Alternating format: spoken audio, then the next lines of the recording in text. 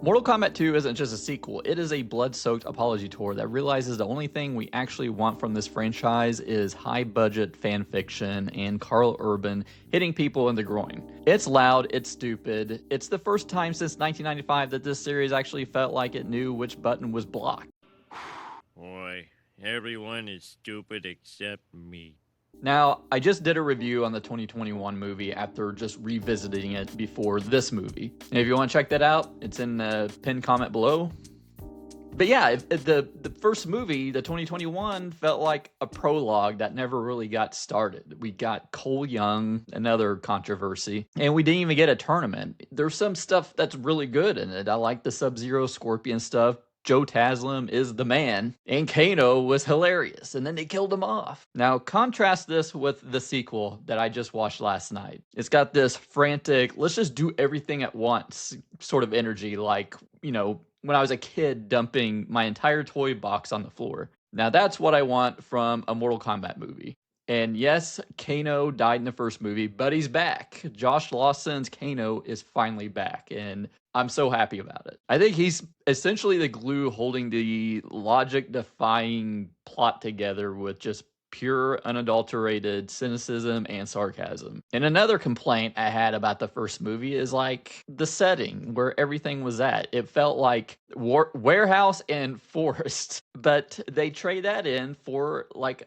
a massive sprawling scale of the Outworld arenas, the ones you see in the game, the one with the portal in the background, the one with the bridge with the acid surrounding it, even the spike pit. But does that look like a $150 million epic or a really expensive episode of Power Rangers? I'll give you a hint. It's a little bit of both, but that's the charm. We kick off with a history lesson. Shao Kahn, played by the absolutely massive Martin Ford, conquering Edenia, killing the king, and claiming Princess Kitana as his daughter. So we cut the present day, and the 10th tournament is finally here. Raiden and Sonya are scrambling to fill the roster, which leads them to the doorstep of Johnny Cage, a washed-up action star who thinks the fate of the world is a very immersive PR stunt. But the stakes are a bit messier this time. The sorcerer Quan Chi is playing Necromancer, bringing back Kung Lao and Kano as his personal revenants to tip the scales. While the first film was a slow burn to nowhere, this one gives us the first round of the tournament within like the first 10 minutes. It's a race to the finish line where Earthrealm's champions have to survive Shao Kahn's god-tier power, a brainwashed Kung Lao, and a realization that their prophesized leader might be the first one to hit the acid pits. Now, this is a spoiler review. I'm just going to talk about everything in the movie. So if you haven't watched it, maybe come back and skip toward my overall thoughts in the movie. But here we go.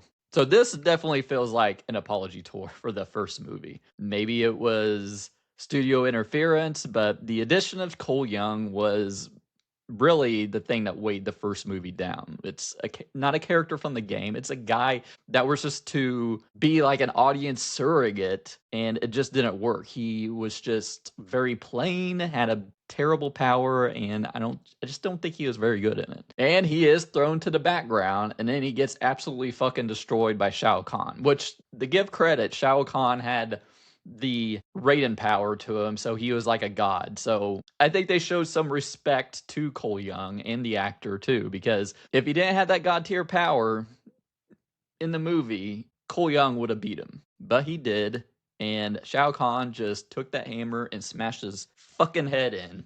Just kaplack. And then he takes the hammer and kind of like brooms his body off into that acid pit. Like, just total fucking disrespect. I mean, they respected the actor and the character by, you know, he would have beat Shao Kahn if he didn't have that god power, but just really just scooting him off to the side. Stop! He's already dead. Which is kind of wild because he was the main character of the first movie and Scorpion's ancestor, and they don't, even when we see Scorpion later on, he doesn't even like mention him or anything. It's plot-wise, it's a little weird, but I understand how they did it and why they did it. And they did it sort of respectively and kind of disrespectfully at the same time. And I like the way they went with Karl Urban as Johnny Cage. And I was a little weary at first about his casting because Karl Urban's like in his 50s. But I like the way they went about it because he's an aging action star, like a Jean-Claude Van Damme of the 90s. And he's like a gritty Hollywood relic, like the world of movies have just passed him by. And they go into the cheesy clip of Caged Fury, and yeah, it's just a nice little segment of the movie. And it really helps with this character because he feels like an imposter. He's got imposter syndrome, even though they established that he does know martial arts, especially before the movies. But I like his whole arc in the movie. There's a part in it where he has to fight Baraka because he's just shit talking Baraka. And I really love this scene. But he kind of goes into the fake it until you make it, where we get the actual real Johnny Cage, where he is actually fighting again, doing all this flashy shit, and he eventually just impresses Baraka so much that Baraka wants to learn from him. I thought what they did with Baraka in here was actually quite clever and funny. One of my favorite parts of the first Mortal Kombat, the 2021 one, was Joe Taslim as Sub-Zero. He was just a fucking beast, and even the fight scenes. Joe Taslim is one of the best martial artists working in movies today, in my opinion. And he does return for a short scene at the end of this movie. Because in the lore, Sub-Zero dies, and then he's resurrected as Noob Saibot. They don't call him Noob Saibot in this. That's kind of a silly name. He's just known as Bihan, his actual human name. And even though I like the scene, and with Noob Saibot, where he can, like, turn into two different people, and he was like one of my favorite characters to play in the 2011 Mortal Kombat game. I feel there's a little bit missing because it's so special effects heavy, and don't get me wrong, I enjoyed the scene. I enjoyed seeing the Netherrealm, but I wanted to see just the practical Joe Taslim fighting, you know? But he does look cool, and apparently like the physical suit used like a light absorbing material to make him look like a living void. And bringing it to the Netherrealm, I thought it looked pretty cool. Like, I think in the 95 version, they showed a Netherworld. It didn't look bad, but it was like a reshoot, I think. But it was cool to see the Scorpion Sub-Zero, Noob Saibot fight. He's fighting Noob Saibot, and then the split-off version is like fighting Kano and Cage. It was fun. It was a fun landscape, hellish landscape, and it created a fun action adventure fight scene. But I do think Joe Taslim was criminally underused in this movie. I think, you know, with how big of a presence he had in the first movie, I could have used a little bit more of him, and hopefully we get more of him in the third movie. And from the marketing, you would think of this as like Johnny Cage is the main character in this, and he is, but 50% of that main character is Kitana. This is actually a Kitana revenge story at its core. I would argue that Kitana is probably more of a main character than Johnny Cage. They both have great arcs, though. I mean, we open with Shao Kahn killing her father in front of her and taking over her realm. You think Liu Kang's going to defeat Shao Kahn or something? No, it's Kitana, and it makes sense in this story and even in the Mortal Kombat story, which is very similar to this. They did Kitana justice, and just the final fight scene, the final fatality she pulls on Shao Kahn at the end is just so fucking sick. Like, just stabs his head with the fan's clothes, spins the fans, and just like slices his fucking head, and just at the like little meat slices, and the brain falls out. It was just such a fun movie. And there was like a cool little dynamic. Like I mentioned, Kano returns, and of course he's like one of the best parts of the movie again. And then at the end, you know how he kind of turns on the good guys towards the latter half of the first movie. Then he turns on the bad guys in this movie, and he wants to align with Raiden and Johnny Cage. And you have like this cool sort of Kano and Johnny Cage odd couple buddy cop duo at the end of this movie that I really liked. It's like something I didn't know I needed, but mostly because they both seem to realize they're in a movie based on a 90s arcade game. And the Kano face turn, you know, he survived the end. I'm happy about that. And you know, that's one of the things I liked about the first 2021 Mortal Kombat was the fatalities. They didn't hold back. It wasn't PG-13 like the 95 Mortal Kombat. I mean, the games have gotten much more violent, so the movie should probably keep pace to that. And it doesn't disappoint. Like I said it with the Shao Kahn death, just slicing his head into slices, and that Cole Young fatality. I mean, he just smashed his fucking head into nothingness like a watermelon, like Gallagher with the watermelon.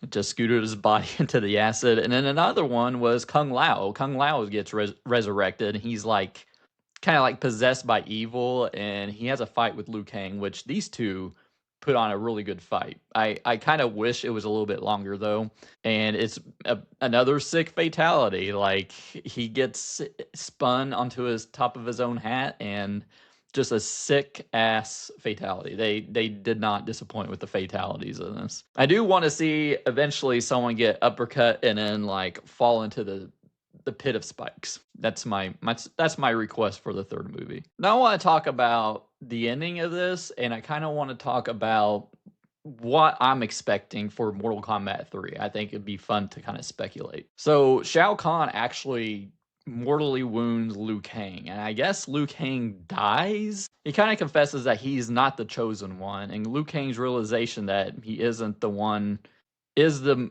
film's most honest moment. He doesn't die in a traditional hero's death. He evaporates into fire, promising to rescue the fallen. That's including Kung Lao, that he said he would rescue him when he did his fatality on top of his head. So apparently this isn't a fancy exit. In the lore, this is the birth of the fire god, at least a shift into like a spirit form that can navigate the Netherrealm. He's bypassing the rules of the tournament by exiting the physical plane. And why did Kitana have to be the one to kill Shao Kahn? Because, well, it makes sense story-wise, but Shao Kahn spent the whole movie treating Kitana, Sindel, and even the realms as property. Kitana switching sides isn't just a plot twist, it's a reclamation of Edenia's sovereignty. When she kills a mortal Khan, she isn't just winning a fight, she's ending a colonial occupation. And with the help of Jade, Scorpion, and Kano, and Johnny Cage finally getting his power, the Shadow Kick, they're able to destroy the amulet. And that's what made Shao Kahn mortal again for Kitana to kill him. And then they set up for a sequel which shows Johnny Cage, Baraka, Sonya Blade, Kitana, Jade, Kano, and Raiden. They're going to rescue the fallen. So, what does that mean? It seems like it's poised for a supernatural heist movie in a way. So let's just have some fun speculating on the third movie, because I don't think it's going to go the route of the third game,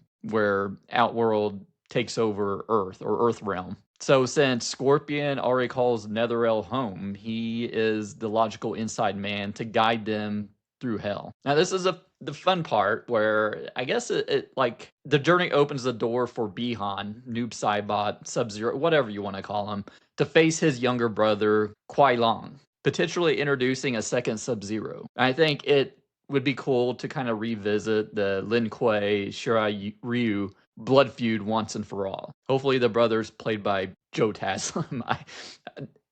The dude needs to be in the next movie a little bit more than he was in the second movie, in my opinion. And they could probably introduce like wider realms into this cinematic universe. You have Order Realm, it's Saito. I mean, this would be a perfect way to introduce Rain. He's a fan favorite water ninja who even Todd Gardner has expressed interest in. And then there's Chaos Realm, introducing Havoc, the cleric of chaos. It would allow the film to lean into the perpetual anarchy and the blood horror elements of the franchise's R-rated demands. And of course, you got Deadly Alliance. So if Shao Kahn is dead, I mean, there's going to be a power vacuum. That would be Shang Tsung and Quan Chi, who's now a prisoner and reluctant guide. They're prime candidates to form the Deadly Alliance like we saw in the games. They could seek out the Kamidogu daggers, this film's version of, I guess, the Infinity Stones, and resurrect the Dragon King, Onaga, or even the One Being, a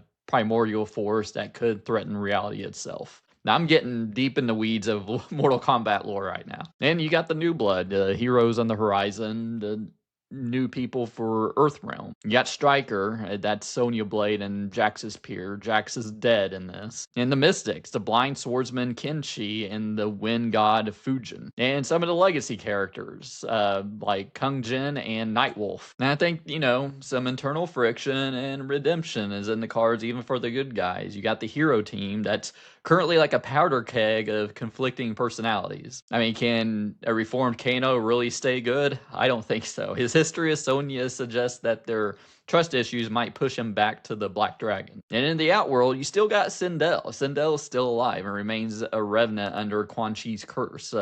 Major subplot of Mortal Kombat 3 could be Kitana attempting to break that curse and reclaim the throne from scavengers like Hashtag warrior Kotal Kahn. And finally, we have to look at Raiden himself. In the games, Raiden's desperation to protect Earthrealm often leads him toward Dark Raiden, a ruthless, corrupted version of himself who tinkers with time. If Raiden attempts to use the Sands of Time to fix the timeline, we could see an introduction to Kronika and Garrus, taking the franchise into full-blown sci-fi territory. But again, I'm getting deep into the weeds here. This probably isn't all going to happen in the third movie, if we even go that far with the storylines. I mean, look, if you're looking for the seventh seal with more spinal cords, you're in the wrong theater. Mortal Kombat 2 is for the people who grew up memorizing button combinations and watching the 1995 movie on a worn-out VHS. It's for the fans who wanted the lore fix, the roster expanded, the protagonist to actually,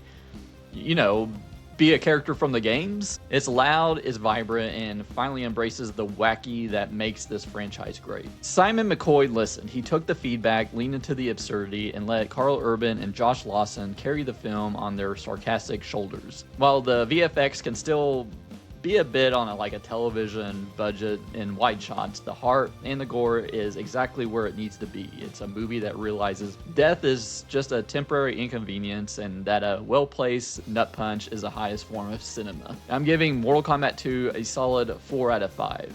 It's the best live-action representation of the games to date. I can't imagine a better Mortal Kombat movie being made, honestly, and the third movie has a lot to live up to compared to this. Let me know what you thought of Mortal Kombat 2, what you think is going to happen in Mortal Kombat 3 in the comments below. Check out these videos by my head, and thanks for watching, and I'll see you next time.